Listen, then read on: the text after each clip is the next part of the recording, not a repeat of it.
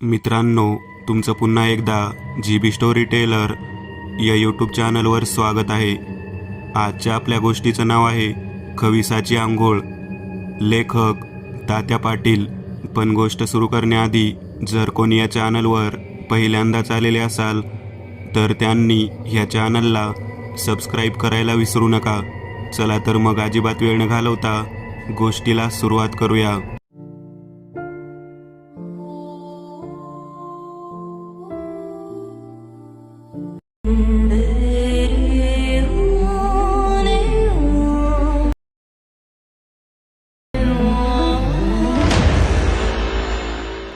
सांगली जिल्ह्यातील ही घटना आहे.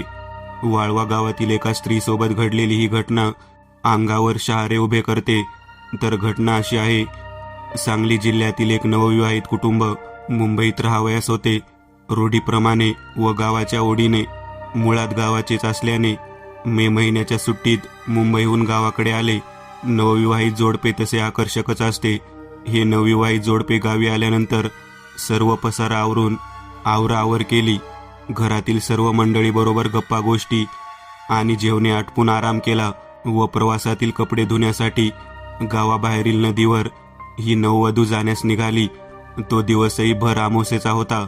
त्यात मे महिन्यातील कडक ऊन आणि त्या उन्हात नववधूचा चेहरा फारच तेजस्वी दिसत होता. रस्त्याला एक चिटपाखरूही नव्हते. घरातील मंडळींच्या ही गोष्ट लक्षात आली नाही. होता होता ती नववधू नदीवर पोहोचली. नदीवर कोणीच व्यक्ती नव्हती. हिच्याही मनात कोणती भीती नव्हती. मध्यानाच्या भर उन्हात कपडे धुण्यास सुरुवात केली. थोडा वेळ नदीवर शुकशुकाटच होता, पण तिला जाणवले की दूर कोणीतरी एक मध्यमवयीन व्यक्ती नदीच्या काठाजवळ एक विस्तीर्ण दगडावर पाठमोरी उघड्या अंगाने फक्त पट्टेवाली चड्डी घातलेली आहे व अंगावर पाणी घेत आहे. उंच पुरा तो धिप्पाड देह, रंगाने काळा व पाठभर राट केस असलेला तिथे बसला होता. नववधूस वाटले कोणी व्यक्ती आंघोळीसाठी आली असेल, पण ती किंचित मनात घाबरली. तसे वातावरणही रहस्यमय वाटत होतेच. तिने त्याकडे दुर्लक्ष करून आपले धुणे धुण्याचे काम चालू ठेवले. अचानक तिच्या कानावर एक हाक आली, ए बाई, ए बाई, जरा इकडे येतेस का? चेहरा पूर्ण न दाखवता थोडी मान तिरकी करून त्या व्यक्तीने तिला हटकले. माझ्या पाठीवर जरा दगड फिरव, माझा हात पोचत नाही. अशा उद्गारात तो तिच्यासोबत बोलू लागला. ती किंचित घाबरली, मात्र धाडस करून त्याच्या जवळ गेली. परपुरुषाला स्पर्श कसा करावा आणि या निर्जन ठिकाणी, असे प्रश्न तिच्या मनात येऊ लागले. तितक्यात त्याने पुन्हा विनवणी केली. तेव्हा धाडस करून तिने त्याच्या पाठीवर दगड घासण्यासाठी घेतला, पण तिची नजर त्याच्या उघड्या पाठीवरील त्या काळ्याभोर केसांवर गेली. राट केसांनी भरलेल्या त्याच्या पाठीवर दगड घासण्याचे तिचे धाडसच होईना. काय करावे, इथून कसे निसटावे याचा ती विचार करू लागली. का थांबलीस? पाठ घास, असा पुन्हा आवाज आला. तिने धाडसाने एक दगड घेऊन त्याच्या पाठीला स्पर्श केला. बापरे, हे काहीतरी वेगळेच आहे. त्याच्या त्या राट केसाचा चरबट बरबट स्पर्श तिच्या हाताला झाला आणि तिच्या अंगाचा थरकाप उडाला. अंगावर सरसर शहारे उभे राहिले. कसेबसे उरकते घेऊन तिने माघार घेतली व जाणार इतक्यात तो म्हणाला, बाई, घासलीच आहेस पाठ, तर आता पुसून तरी देशील का? माझा हात पोचत नाही. बाईच्या मनात शंकेची पाल चुकचुकली. आज दिवस चांगला नाही, त्यात ही भर दुपार. आता काय करावे? तिने एक शक्कल लढवली.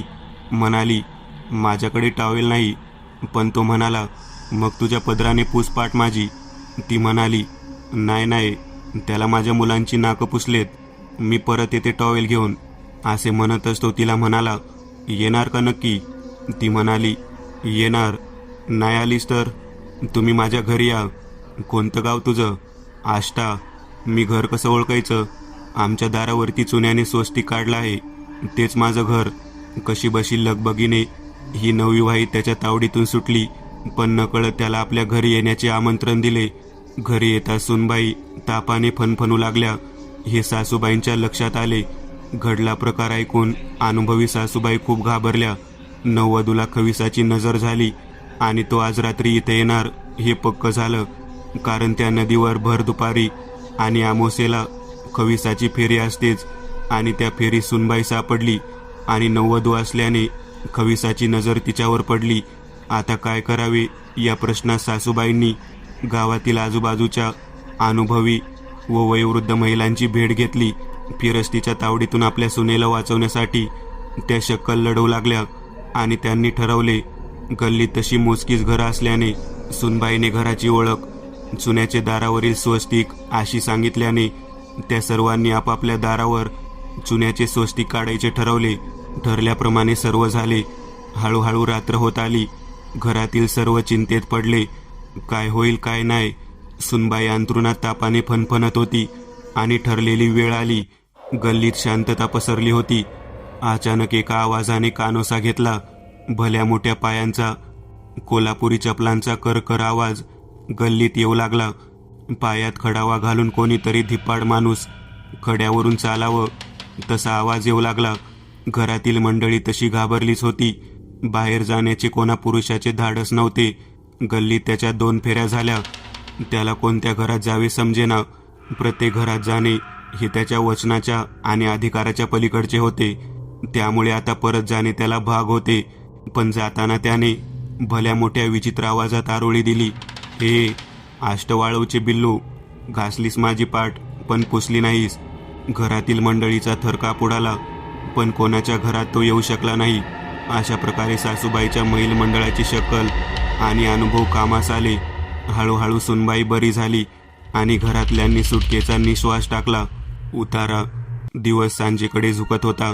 पावसाच्या हजेरीने वातावरणात गारठा होता. रानातील लोक पटापट काम आटपून घरी निघालेली. त्यांच्या पाठोपाठ दिवस सुद्धा मावळतीकडे झुकला. आभाळाचा गडगडाट होत होता. पावसाच्या दिवसात लोक जास्त वेळ रानात थांबत नसत. विशेष म्हणजे वगळाच्या ठिकाणी गर्द झाडे असलेल्या ओढ्यांच्या परिसरातील शेतात लोक जास्त वेळ थांबत नसत. सायंकाळच्या 5:30ला तर सर्व परतीच्या मागावर निघत. कधी एकदा घरी जाऊन ओले कपडे बदलून चुलीपुढं शेक घेत गरम गरम चहाचा घोट घेतोय असं वाटत असे. त्यात पावसाळ्याला सुरुवात झाल्यावर, ओढ्या नद्यांना नवीन पाणी आल्यावर जो तो ठराविक ठिकाणी देवाला कोंबडी बकरी देण्याच्या तयारीत असे. कोण घरातील वार्षिक जत्रा म्हणून कोंबडा कोंबडी देई, कोणाचे तर बकऱ्याशिवाय भागत नसे.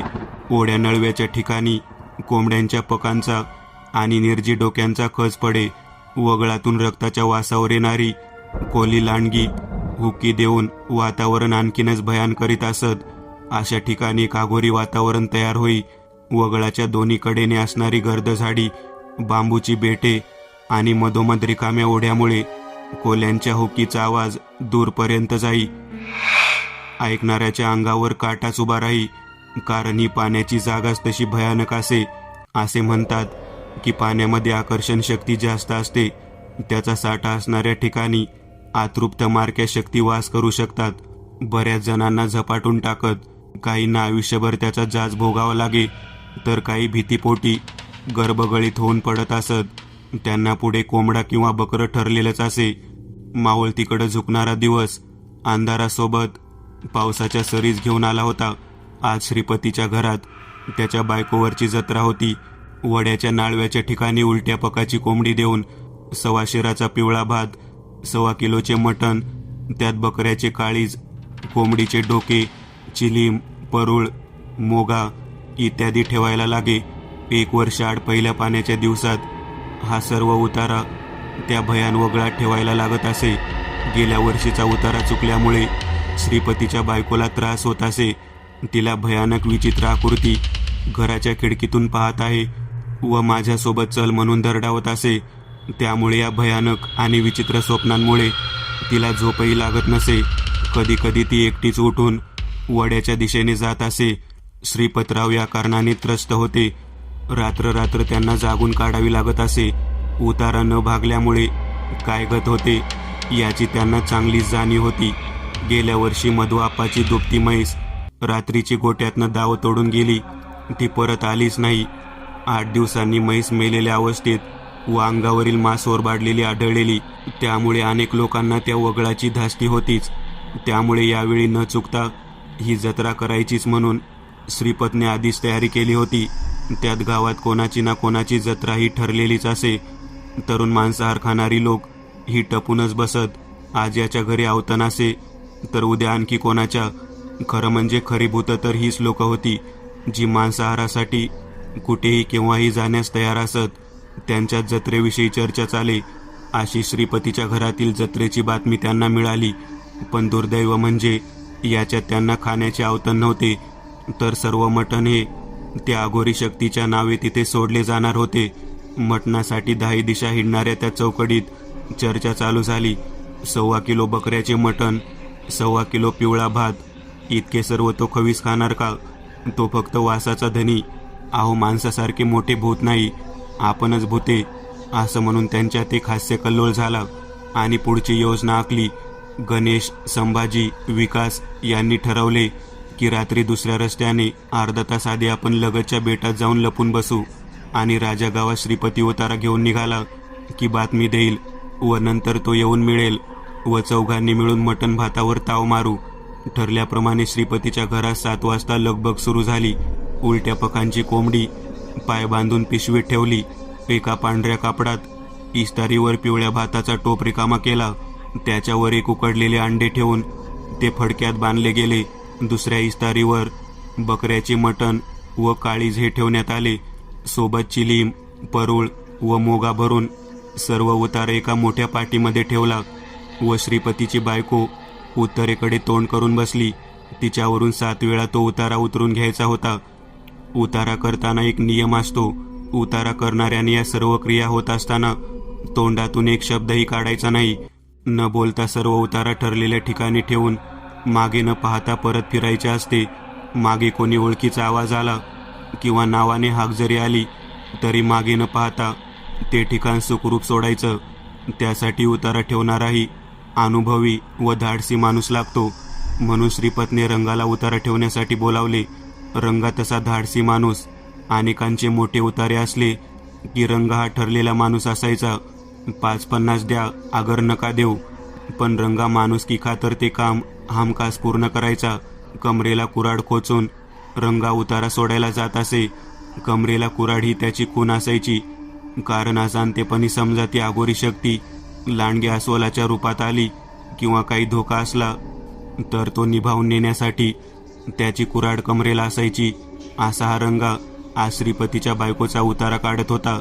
7 वेळा उतारा उतरवून रंगाने पायतान पायात घेऊन श्रीपतीच्या मोटरसायकलवर बसला. मागे न बघता गाडी सुरू झाली. मागून श्रीपतीच्या आईने पाणी शिंपडले. घरातील मुलांना रस्त्यात आडवे येऊ नये म्हणून एका ठिकाणी अडवून धरले. गावात पाऊस पडल्यामुळे चिकचिक झाली होती. त्यातून सावकाश गाडी ओढ्याच्या दिशेने रवाना झाली. इकडे राजाने मंडळी उतारा घेऊन गेल्याची बातमी फोनवरून दिली. संभाजी, गणा, विकास असे 3 जण रस्त्याला लागले. गाडी दामटून ओढ्याला जाणाऱ्या रस्त्याच्या घसऱ्या वाटेने खाली उतरू लागली. 3 जण गाडीवर बसल्यामुळे गाडी जरा दम खाऊ लागली. त्यामुळे गाडी एका झाडाखाली अंधारातच लावून पुढे 10-15 पावलाची वाट चालत गोल फिरून ओढ्याच्या पलीकडील बेटात 3घांनी जागा धरली. अडचण आणि सापाकिरड्याची भीती मटण खायला मिळणार म्हणून पार पळून गेली होती. कधी एकदाचा उतारा ठेवतात व कधी गरम गरम मटण भातावर ताव मारतो असे त्यांना झाले होते. या विचारात असतानाच दूर असलेल्या अंधारात एका गर्द झाडीत कुणाच्या तरी कन्याचा आवाज विकासला आला होता.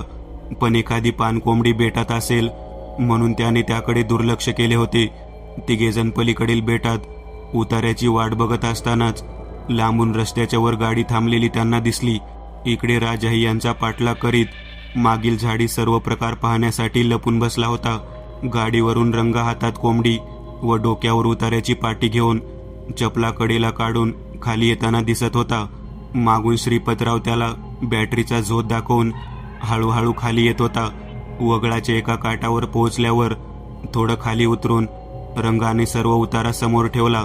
कमरेची कुऱ्हाड काढून खाली ठेवली व फडक्यात बांधलेला उतारा समोर ठेवताच लांब कुठेतरी गुरगुरण्याचा आवाज आला.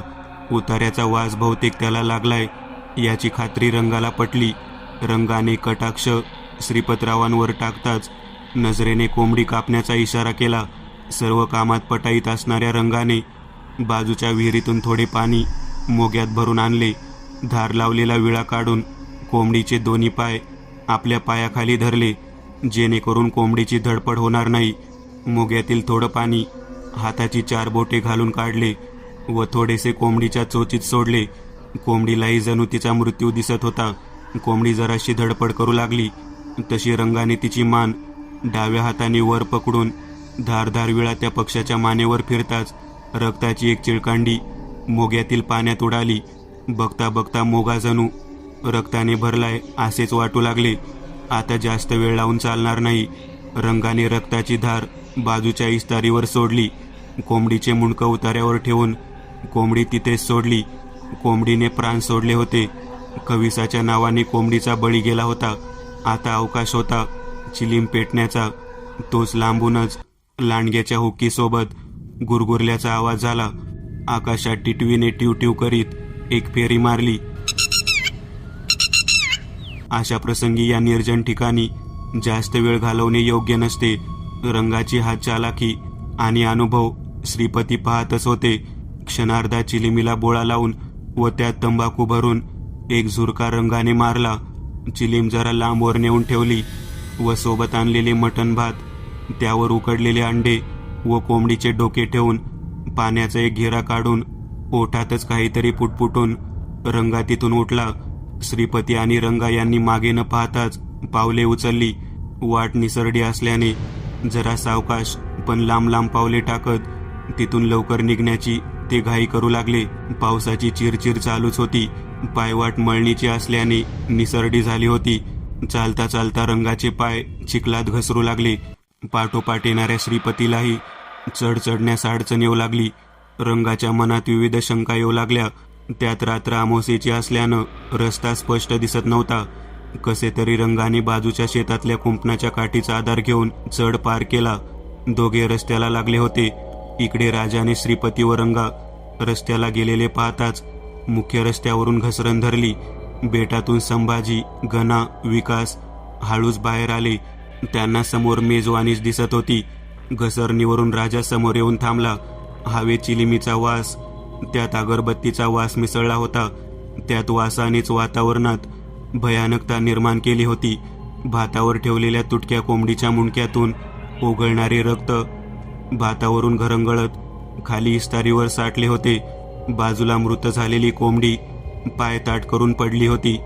खविसाच्या नावाने ठेवलेल्या उतार्यावर चौघाची मेजवानी बसणार होती. कुठला खवीस आणि कुठली भूते? आज कलियुग आहे, माणूस आज भूत, अशी काहीतरी चर्चा रंगली होती. तो जवळच्या करंजाच्या झाडावर पानांची सळसळ झाली. वारा सुटला होता. वाऱ्याचा कातर गो गो वाहणारा आवाज आणि त्यात मिसळणारा बेटांतील बांबूंची करकर ऐकणाऱ्याच्या अंगावर काटा उभी करत होती. इतक्या जवळच्या विहिरीत धाडकन भले मोठे झाड पडावे असा आवाज झाला. आवाजाबरोबर तिघांची तंद्री भंग झाली. आता हा आवाज कसला? छे, कुठेतरी वाऱ्यामुळे एखादे झाड पडले असेल, संभाजी म्हणाला. अरे उचला की रे निवद, गार होईल. गणेश उद्गारला. चौघेजण एकमेकांसमोर उभे होते. आपण निवदीतून उचलून आपल्या वस्तीवर जाऊन खाऊ, विकास म्हणाला.